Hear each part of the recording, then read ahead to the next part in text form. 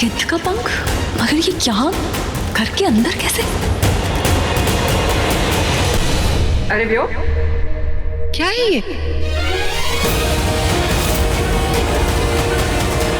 तो क्या व्योम, मुझे उस पे जो शक था वो सही था? वो वाकई किसी खास इरादे से आया है यहाँ।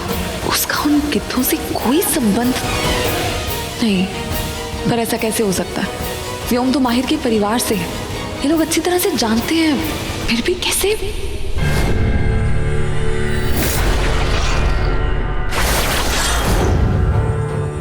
नहीं, पर कोई गड़बड़ तो जरूर है। इन लोगों के बारे में सब कुछ ठीक नहीं है। हमारे नागवंश पे अचानक हमला हुआ और वो इन लोगों के अचानक यहाँ आने के बाद ही हुआ। ये इत्तेफाक नहीं हो सकता। मुझे इस बात की तह तक जाना होगा। सच का पता लगाना ही होगा मुझे।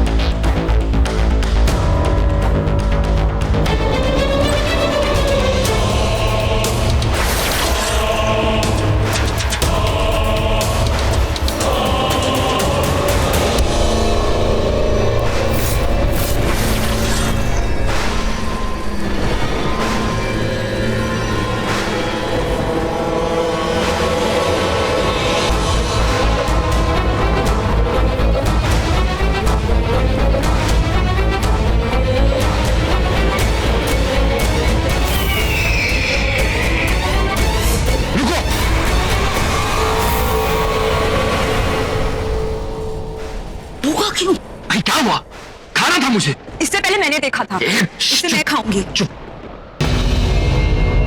ये चिकन यहाँ पे रखा गया है, किसी ने जाल बिछाया है हमारे लिए। क्या?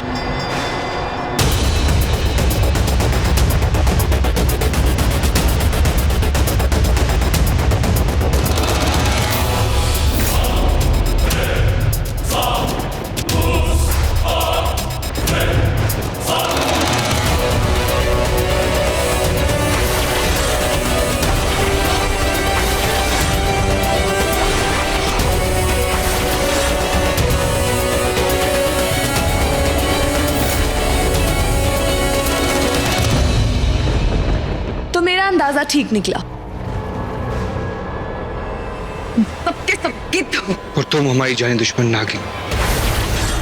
पर हमें कोई शक नहीं था, हमें तो पहले से ही पता था।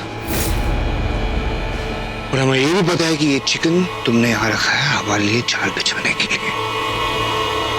अगर ऐसा है तो फिर हमें इसका मुंह हमेशा के लिए बंद करना होगा, वो भी अभी, वरना ये सब कुछ जाकर हमारे बारे में पता नहीं। नहीं, नहीं।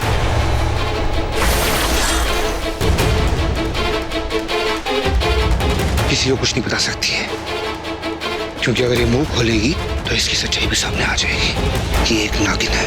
लेकिन ये सब ये कैसे हो सकता है? माहिर के परिवार वाले हो, उसके सगे सगे तो हम किसी के भी नहीं है। हम मुर्दों को भी नोच नोच के खाते हैं। इंसानों के सगे तो हम कभी भी नहीं हो सकते।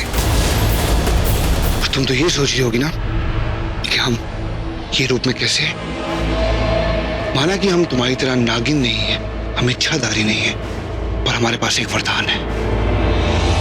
हम अपनी जिंदगी में एक बार किसी का भी रूप ले सकते हैं। तो हमने माहिर के रिश्तेदारों का रूप चुना, ये रूप चुना हमने। हाँ, ताकि तुम्हारा हमसे सामना हो सके।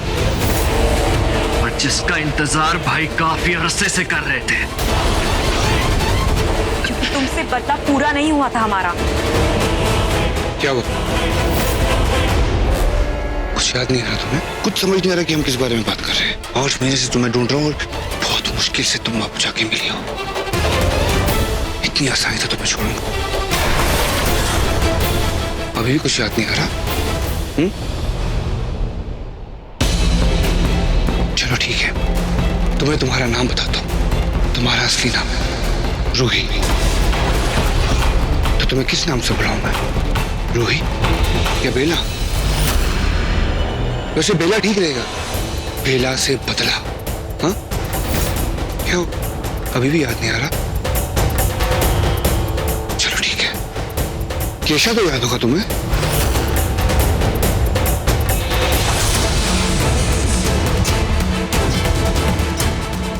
नहीं याद आ रहा?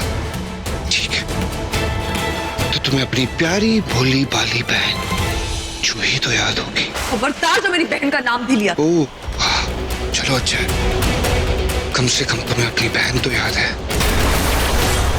हाँ, चलो अच्छा है, कम से कम तुम्हें अपनी बहन तो याद है।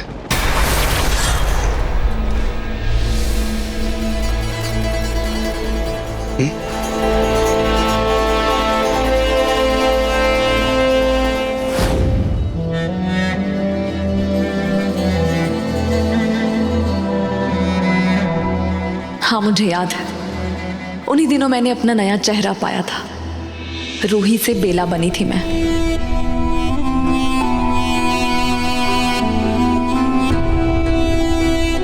वाह क्या आंख है, वाह क्या नाक है। ये बेला तो रूही से भी काफी खूबसूरत है। मैं जानती थी कोई और मेरी टांग खींचे ना खींचे, तुम जरूर खींचो। अच्छा दीदी, ज्यादा बानो मत दीदी, मुझे पता है आईने में देख के ना यही सब कह रही थी। जूही तुम भी ना, जूही तुम भी ना। देखो अब ये शब्द दोहराने वाला खेल मत शुरू कर। देखो अब ये शब्द दोहराने वाला खेल मत शुरू करो। हर बात में मेरी नकल करना जरूरी है। हर चीज में मेरी नकल करना जरूरी है। जूही, जूही इधर।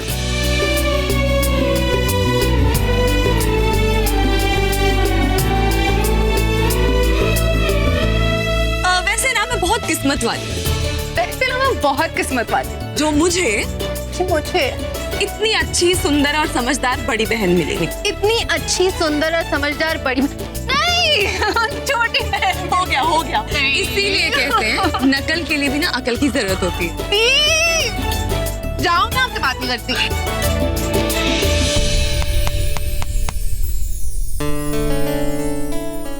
अच्छा दी, मैं ना अभी आई।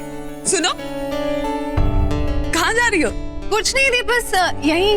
बोलने में चाहे कोई तुम्हारी जुबान ना पकड़ पाए, लेकिन तुम्हारा झूठ में फट से पकड़ लेती हूँ। अब सच सच बताओ, क्या छुपा रही हो? दी, कुछ दिनों से मैं किसी से मिल रही हूँ, किसी बहुत खास से। मैं आपसे कहना भी चाहती थी, पर आप खुद इतनी परेशान हो विक्रांत की बात को लेके, तो मैं आपसे कह नहीं पाई। पर सच्ची, केशा बहुत अच्छा लड़का है, वो मुझसे बहुत प्यार करता है। केशा? हाँ दी, वो नागवंश का नहीं है, इंसान है। और अब मैं उसी के साथ जा रही हूँ। लेकिन कहाँ जा रही हो?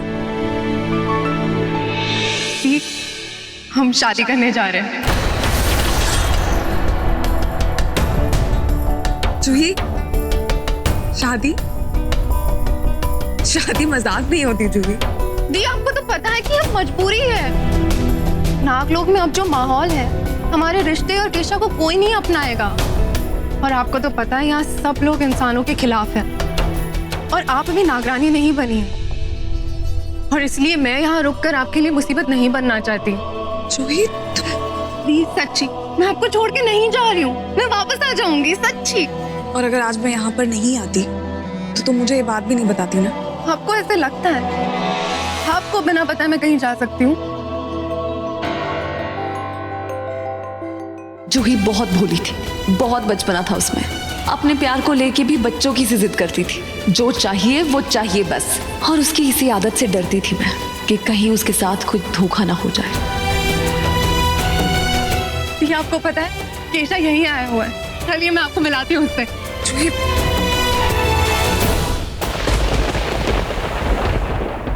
दीदी आओ ना जल्दी। और मेरा डर बिल्कुल सही था। केशा को देख के ही मैं समझ गई थी कि जूही के लिए वो लड़का ठीक नहीं है। वो भी तुम लोगों की तरह गर्दन हिलाता था बार बार। पर मेरी भोली सी बहन को फिर भी कुछ नहीं समझ में आया। केशा, आओ आओ।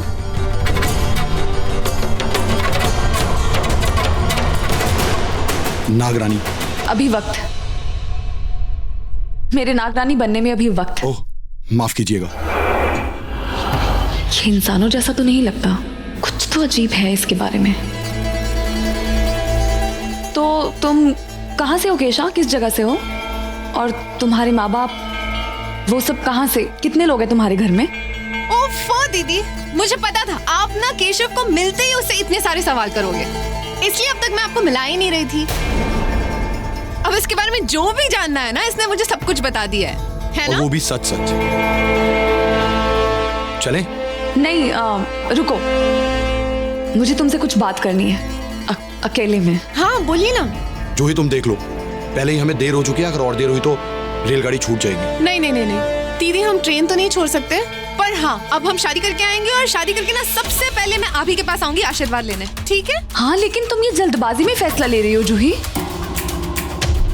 मैं तुम्हारी भलाई के लिए तुम्हें रोकने की कोशिश कर रही हूँ, क्योंकि मैं तुम्हारा बुरा नहीं चाहती, मैं जानती हूँ दीदी, पर दी अभी तो मुझे जाना है। देखो, तुम ये फैसला लेने में जल्दबाजी कर रही हो। मुझे लगता है कि आप जल्दबाजी कर रही है फैसला लेने में। आप केशा के बारे में बहुत गलत राय बना रही है। दीदी मैं चलती हूँ। जूही रुको, मेरी बात सुनो जूही।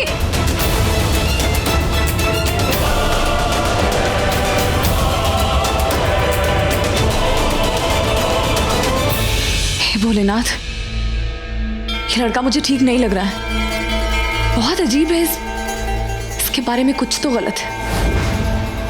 तुमने मेरे भाई को मारा है। मेरे बेटे केशा को मारा क्योंकि उसने झूठ बोला था, धोखा किया था। नागों और गिद्धों में एक समझौता हुआ था कि हम एक दूसरे पे वार नहीं करेंगे, एक दूसरे के दुश्मन होने के बावजूद एक दूसरे पे हमला नहीं करेंगे, मारेंगे नहीं। लेकिन तुम्हारे भाई ने इस समझौते को तोड़ दिया।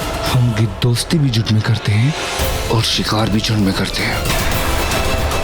तुम्हें नहीं, तुम्हारे पूरे नागवंश को खत्म कर दूंगा मैं, एक एक को मार दूंगा मैं।